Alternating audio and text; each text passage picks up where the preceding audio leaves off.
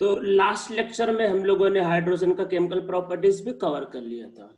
अब आज का जो लेक्चर है इसमें हम लोग पढ़ेंगे अबाउट हाइड्राइड्स।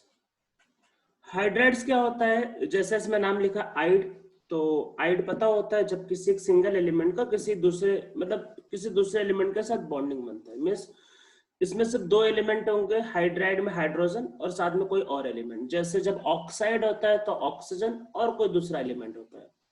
जैसे अगर आपके पास हैलाइड है, जैसे क्लोराइड ब्रोमाइड, तो मीन्स हेलोजन और साथ में कोई दूसरा और एलिमेंट। तो हाइड्राइड का मतलब है कि हाइड्रोजन और साथ में कोई दूसरा एलिमेंट भी हो सकता है। तो हाइड्राइड का जो जनरल फॉर्मूला हो सकता है तो वो कोई एलिमेंट हो सकता है और साथ में HX हो सकता है। मीन्स एलिमेंट एक टाइम और हाइड्रोजन मतलब 1 टाइम 2 टाइम 3 टाइम। या फिर ऐसा आपके पास हो सकता है कि ये आपके पास फॉर्मूला हो जाए कि जैसे E हो जाए X और H हो जाए Y। मीन्स एक एलिमेंट और मतलब एलिमेंट एक से ज्यादा हो जाए, 2 3 4 जैसे X, और फिर हाइड्रोजन उसके रेस्पेक्ट में भी ज्यादा हो जाए। तो जैसे एक एलिमेंट और ढेर सारे हाइड्रोजन, या फिर कुछ एलिमेंट्स 2 3 4 और उसके साथ कुछ हाइड्रोजन। तो ये हाइड्राइड का जनरल फॉर्मूला हो सकता है। हाइड्राइड मींस हाइड्रोजन और साथ में कोई दूसरा एलिमेंट हो सकता है, पर दो ही होने चाहिए, इसके अलावा कुछ और नहीं हो सकता। सिर्फ दो, hydrogen and one other element, सिर्फ इतना हो सकता है। तो हाइड्राइड को एक्चुअल में हम लोग 3 पार्ट में डिवाइड करते हैं। One is ionic hydride. Mainly जो एस ब्लॉक के एलिमेंट होते हैं, एस ब्लॉक के एलिमेंट, तो वो क्या होता है कि आपका फॉर्म करते हैं वही आयनिक हाइड्राइड। नॉर्मली एस ब्लॉक के एलिमेंट आयनिक हाइड्राइड फॉर्म करते हैं।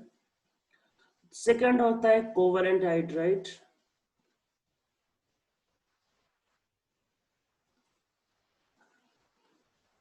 तो जो पी ब्लॉक के एलिमेंट है, पी ब्लॉक के एलिमेंट, तो वो नॉर्मली कोवलेंट हाइड्राइड फॉर्म करते हैं। And last is metallic hydride. तो जितने भी डी एंड एफ ब्लॉक के मेटल्स होते हैं, डी एंड एफ ब्लॉक के मेटल्स, वो नॉर्मली फॉर्म करते हैं मेटेलिक हाइड्राइड।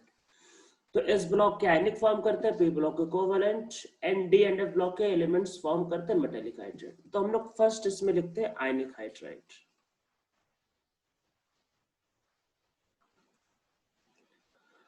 तो आयनिक हाइड्राइड के केस में देखो बच्चों, क्या होता है कि जो हाइड्रोजन होता है उस पर नॉर्मली -1 का चार्ज होता है। ठीक है, तो इसमें लिख लेते हैं कि in case of ionic hydride, hydrogen have -1 charge. तो उसमें हाइड्रोजन पे क्या होता है? -1 का चार्ज होता है आयनिक हाइड्राइड के केस में। नॉर्मली जो एस ब्लॉक के एलिमेंट होते हैं वो इलेक्ट्रॉन देने की टेंडेंसी बहुत ज्यादा रखते हैं, तो वो हाइड्रोजन के साथ आयनिक बॉन्ड बनाते हैं। तो नीचे इसमें लिखो कि आप लोग लिखो S block element form ionic bond with hydrogen.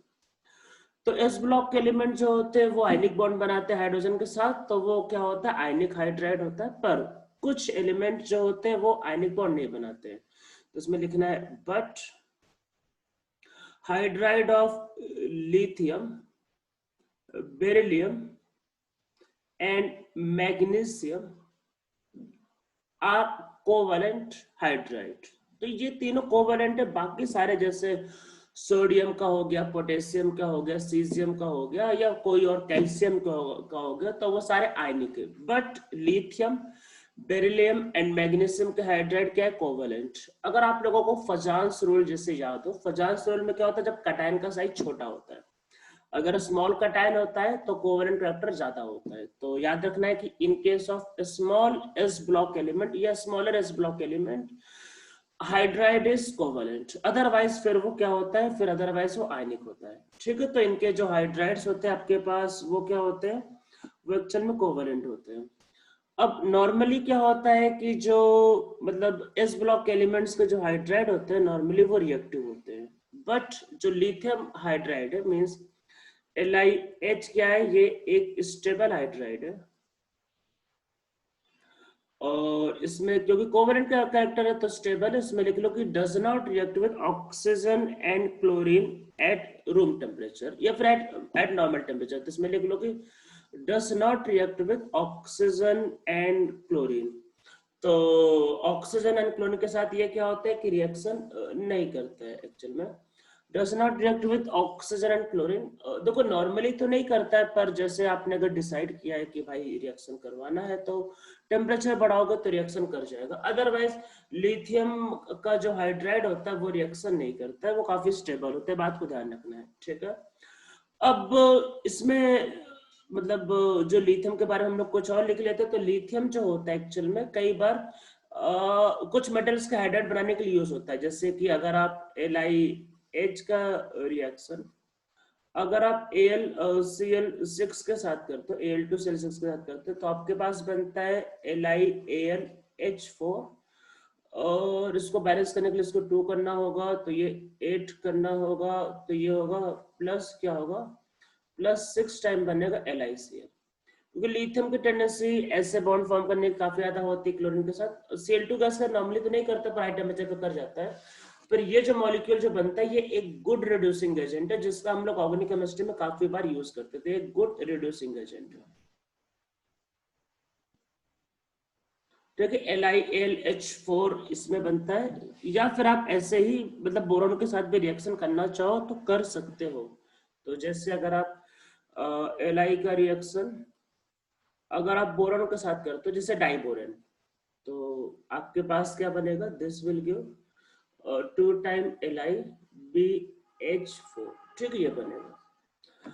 तो अब देखो इसमें हम लोगों को ध्यान क्या रखना है, तो ये तो हो गया लिथियम के बारे में। लिथियम का वैसे थोड़ा सा स्टेबल होता है, ऑक्सीजन और क्लोरीन गैस के साथ रिएक्शन नहीं करता, पर ऐसे कुछ मेटल के साथ करोगे तो रिएक्शन हो जाता है, क्योंकि ये जो मेटल जो होते हैं ये जैसे एल्यूमिनियम में बोरॉन, ये इलेक्ट्रॉन डिफिशिएंट होते हैं। मीन्स एल्यूमिनियम एंड बोरॉन के मेटल्स ये इलेक्ट्रॉन डिफिशिएंट है, देखो थोड़ा सा, तो इससे वजह से क्या होता है कि ये रिएक्टिविटी मतलब रिएक्टिव होता है तो रिएक्शन हो जाता है। अब देखो जब आप इलेक्ट्रॉन डिफिशिएंट की बात कर रहे हो तो BeS2 में भी वही दिक्कत है कि भाई बेरिलियम का ऑक्टेट पूरा नहीं है।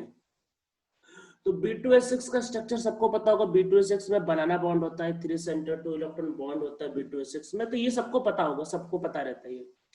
तो BeS2 में भी एक्चुअल में वही दिक्कतें हैं कि BeS2 में क्या है कि ऑक्टेट नहीं पूरा है, तो यहाँ पे भी थोड़ी सी क्या दिक्कतें हैं। तो देखो क्या होगा, तो BeS2 में भी क्या होता है, लाइक मतलब BeS2 में भी क्या होता है, लाइक डाइबोरन बनाना बॉन्ड होता है। तो समझते हैं कि भाई कैसे बनाना बॉन्ड होता है और ये कैसे स्टेबल है। देखो बनाना बॉन्ड कब बनता है, बनाना का नाम बॉन्ड बनने का मतलब है मजबूरी, मतलब मजबूरी वाला बॉन्ड है कि भाई कोई ऑप्शन नहीं है, ना लोन पेयर है ना कुछ, ऑक्टेट नहीं पूरा है, तो वो मजबूरी में मतलब एक्सट्रीम कंडीशन में बनता है। तो हम लोग इसमें ऐसा कुछ करते हैं, मतलब कि ये कुछ इस तरीके से। तो आपको अगर डाइबोरेन का स्ट्रक्चर पता होगा तो कुछ कुछ ये होगा आपके पास, ये B2S6 का। मैं इसको एक्सप्लेन करता हूँ कि एक्चुअल में क्या मैं बता रहा हूँ। तो ऐसे ढेर सारे मॉलिक्यूल आपस में कनेक्टेड होंगे, आगे ये चेन आगे बढ़ता जाएगा, खत्म नहीं होगा, और ये चेन बढ़ता मतलब ये पॉलीमर बन रहा है एक्चुअल में।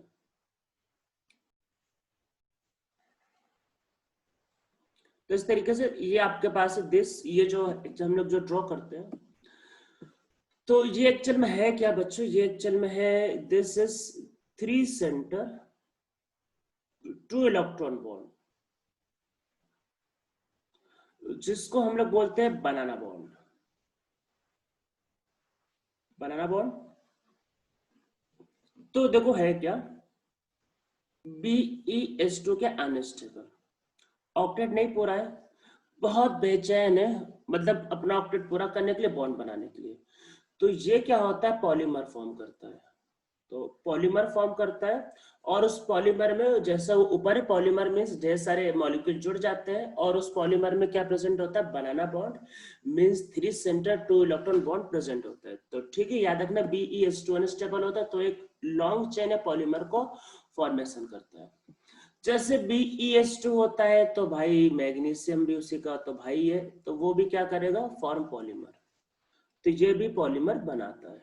ठीक है। और बाकी जितने भी हाइड्राइड है वो सारे के सारे एस ब्लॉक वाले क्या होते हैं, आयनिक होते हैं। जैसे सोडियम तो Na+ एंड H-, तो बाकी सारे आयनिक होते हैं। लिथियम, बेरिलियम एंड मैग्नीशियम के क्या होते हैं, आपका कोवलेंट होते हैं। इसमें बेरिलियम एंड मैग्नीशियम क्या होता है, वो पॉलीमर फॉर्म करते हैं और उसमें बनाना बॉन्ड या फिर 3 सेंटर 2 इलेक्ट्रॉन बॉन्ड प्रेजेंट होता है। अब इसके बाद जो आपके पास आता है वो होता है कोवलेंट। तो कोवेलेंट तो पता ही है कि जितने भी हाइड्रोकार्बन कार्बन पूरा ऑर्गेनिक केमिस्ट्री तो पूरा वो कोवेलेंट है। साथ में जैसे कि आपका वाटर हो गया, अमोनिया हो गया, तो ये सारे कंपाउंड होते हैं। तो इसमें देखो कोवेलेंट में देखो 3 टाइप का होता है। पहला क्या होता है, वन इज इलेक्ट्रॉन डिफिशियंट, कि भाई इसमें मतलब कमी है, मतलब बेचारा स्टेबल नहीं हो पा रहा, मीन्स ये इलेक्ट्रॉन डिफिशियंट, बेचारे के पास इलेक्ट्रॉन की बहुत कमी है। जैसे कि होगा BS3 ऑक्टेट इज इनकम्प्लीट, तो बेचारे को मजबूरी में डाइबोरन बनाना पड़ता है B2S6, जैसे AlS3। तो ये नॉर्मली क्या होता है, ये नॉर्मली होता है ग्रुप 13 एलिमेंट। तो ग्रुप 13 के साथ अगर वो बॉन्ड फॉर्म करता है तो वो नॉर्मली क्या होता है, इलेक्ट्रॉन डिफिशिएंट। ठीक है, तो electron deficient means octet of in this central atom is not complete. ठीक है, octet is not complete of central atom. ठीक है, इसमें ऑक्टेट कंप्लीट नहीं होता। सेकेंडली आपके पास होता है इलेक्ट्रॉन प्रिसाइज, कि भाई जितना मतलब चाहिए उतना इलेक्ट्रॉन प्रिसाइज एग्जैक्टली। ठीक है, तो ये नॉर्मली क्या होता है, ये होता है आपके पास ग्रुप 14 एलिमेंट। तो यहाँ पे इलेक्ट्रॉन प्रिसाइज होता है, ना कम ना ज्यादा। तो लाइक CH4 SiH4 कुछ ऐसे एलिमेंट। ठीक है, तो ये इलेक्ट्रॉन प्रिसाइज है, ना कम ना ज्यादा। ठीक है, जितना चाहिए उतना है, ना भाई कम है ना ज्यादा, ना किसी को दे सकते ना किसी को ले सकते, बस अपना बॉन्डिंग करके अपना खुश है। ठीक है, तो ग्रुप 14। और एक लास्ट है, वो है इलेक्ट्रॉन रिच। तो इलेक्ट्रॉन रिच में क्या होगा, ज्यादा है, तो ये क्या होता है ग्रुप 15, 16 एंड 17। ग्रुप 18 वाला, अरे ग्रुप 18 तो भाई इनर्ट गैस है, तो बॉन्डिंग ही नहीं करता है। तो इसमें कौन कौन सा हो सकता है, लाइक देखो अमोनिया। तो अमोनियम क्या होता है कि ऑक्टेट पूरा होने के बाद भी लोन पेयर है, तो भाई लोन पेयर है तो किसी के साथ कोऑर्डिनेट बॉन्ड बना सकता है, मजबूरी में कर सकता है। ठीक है, तो like ammonia, H2O, HF and या फिर HCl या फिर PH3 ऐसे।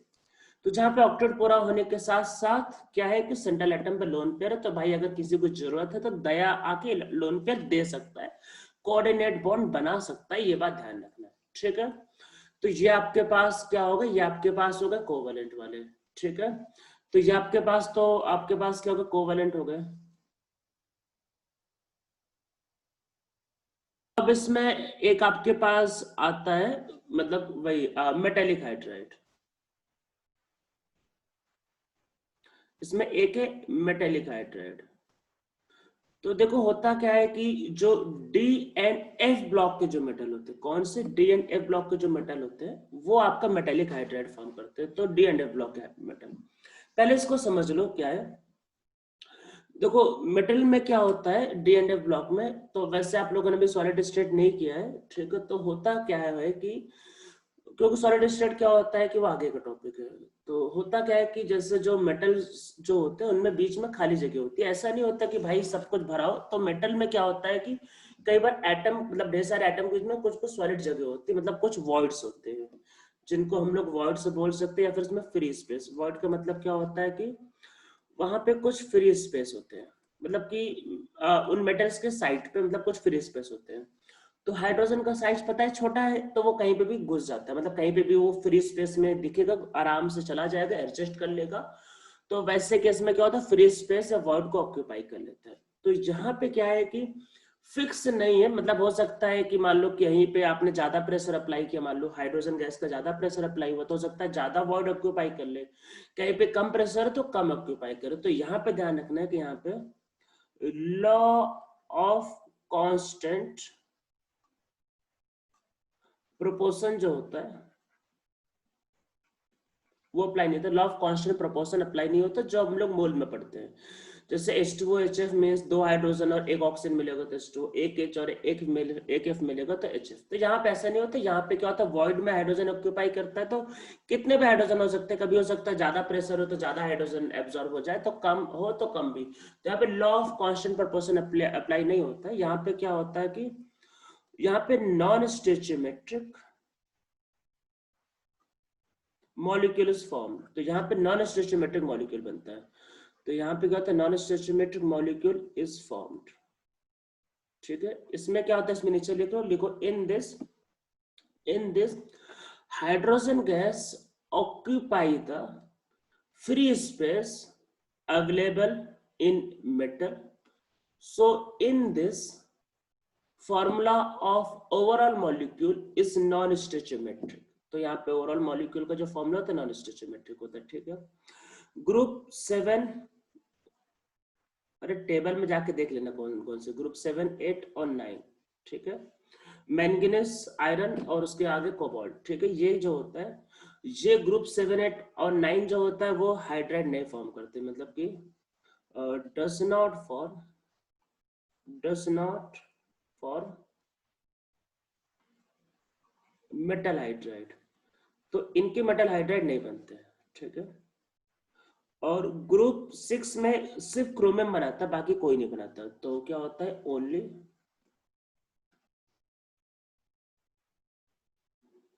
क्रोमियम फॉर मेटल हाइड्राइड, बाकी भाई कोई एलिमेंट नहीं बनाता। और बाकी जितने भी ग्रुप के हैं सब बनाते हैं, मतलब rest all other element for metal hydride, rest all other elements for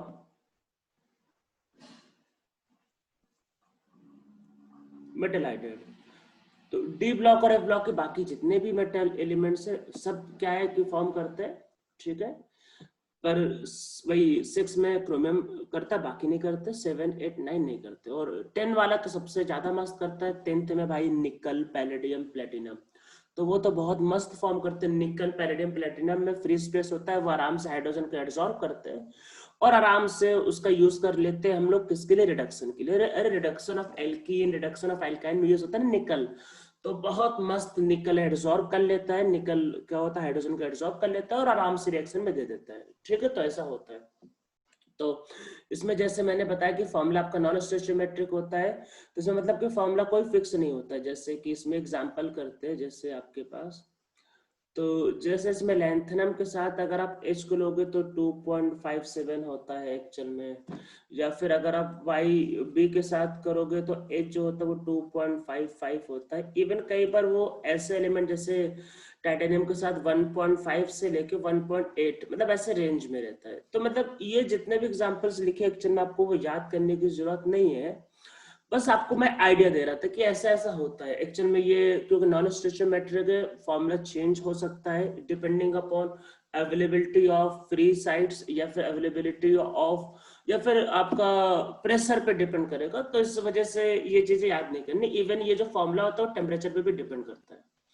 ठीक है, मैं ऐसे कुछ एग्जांपल बता रहा हूँ, कई बार रेंज में रहता है आपके पास ये फॉर्मूला, या फिर ऐसे कुछ होता है, कुछ भी रैंडम। और क्यों, क्योंकि फ्री साइड्स को ऑक्यूपाई करता है तो कुछ भी रैंडमली आ सकता है। ठीक है, अब इसमें एक चीज कई बार हम लोग इन मेटल का यूज करते हैं, चलो मेटल जो होता है वो हाइड्रोजन को एब्सॉर्ब कर लेता है, तो उसको हम लोग कई बार यूज करते हैं हाइड्रोजन को स्टोरेज के लिए। तो इसमें लिख लो कि D and F block metals are used for storage of hydrogen gas. तो हाइड्रोजन गैस को स्टोरेज के लिए भी हम लोग उसका यूज करते हैं। फ्यूचर में जैसा आपको पता है कि फ्यूचर में आज से काफी टाइम बाद कि जो हाइड्रोजन होगा वो हमारा प्राइमरी फ्यूल होगा। तो इसमें हम लोग उसको फ्यूचर के एनर्जी के लिए, मतलब ऐसा मान लें कि हाइड्रोजन हमारा फ्यूचर का एनर्जी सोर्स है। तो इसमें नीचे लिखो, hydrogen is considered as future energy source. तो उसको एनर्जी सोर्स में मानते हैं। तो हम लोग हाइड्रोजन को स्टोर करने के लिए क्या है कि क्या यूज करते हैं, आपका वही मेटल का यूज करते हैं, ध्यान रखना है, आपका D and F block metal का यूज करते हैं। तो ये हमारा हो गया मेटल हाइड्राइड के बारे में।